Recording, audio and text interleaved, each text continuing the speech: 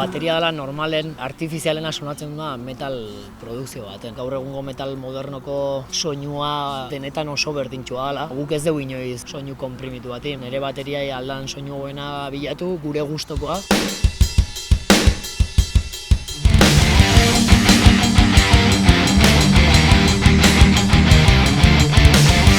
Yo entré a IOTS justo después de Gizankerkeria. No es que me disguste el sonido de Gizankerkeria, pero para mí las guitarras tienen que tener más garra, que en este disco sí que se ha llegado a eso. Es un tono más thrasher y sí, más puncarra, menos frío, sí, menos mecánico.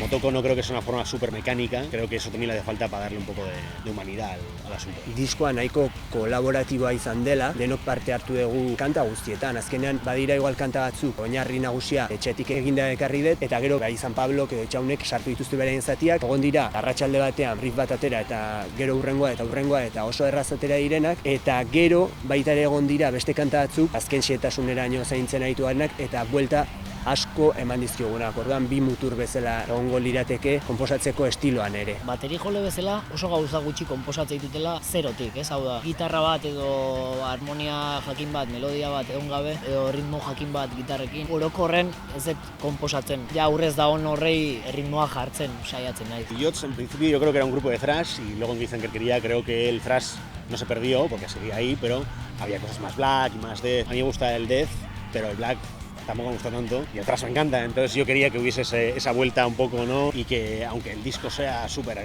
heavy y súper oscuro, que también tenga ciertos cachos que sean un poco más felices y que haya un poco más de melodía. Pablok nahi zuela bilatu thrash metalaren estilo hori edo hain gustuko duena, igual hori esploratu duela bereziki. Etxaunek ere bateria jotzen du, baina berak gitarrarekin ekarpena egin du, eta bere konposaketak agian hurbilago daude black metaletik, eta modu batean nik kokatu naiz bi esparru horien artean, ez? Dena bateratzeko pieza bat bezala.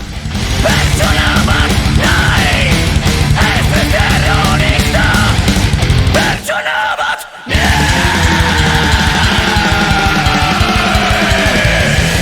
Nik gitarrakin konposatutako gauzak izatea pixka kasualia da, bai ez? Nik gitarra jotzet, nire denbora libren etxen, naiz eta taldeko gitar jolea ez izan, askotan ateatzen dira ideak eta esatezu, ostra, honek ilotzeako balio ezake.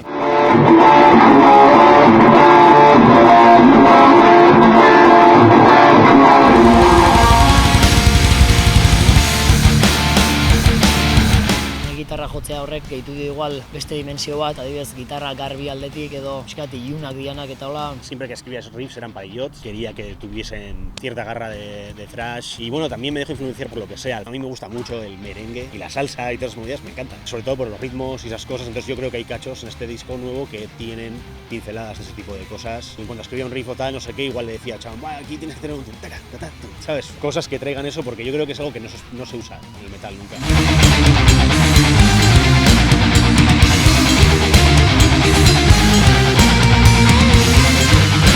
Metala bakarrik ez entzuteak eta ez jotzeak baita, ez? Influentzia daukala. Zukero konposizio garaian egiten dituzun gauzakin, ez? Bai daude ritmo latinoak baterian, diskoan, timbalak sartzea, normalak ez dian lekutan, raida bezalako, raidan kanpaia sartzea, balada antzeko zatiak badaude. Gizankerkeriaen aldean, kantak oroar anizagoak direla, esparru edo estilo gehiago ukitzen dituzte, metaletik harago doazen gauzak ere, eta modu batean hori bajoan ere islatzen dela.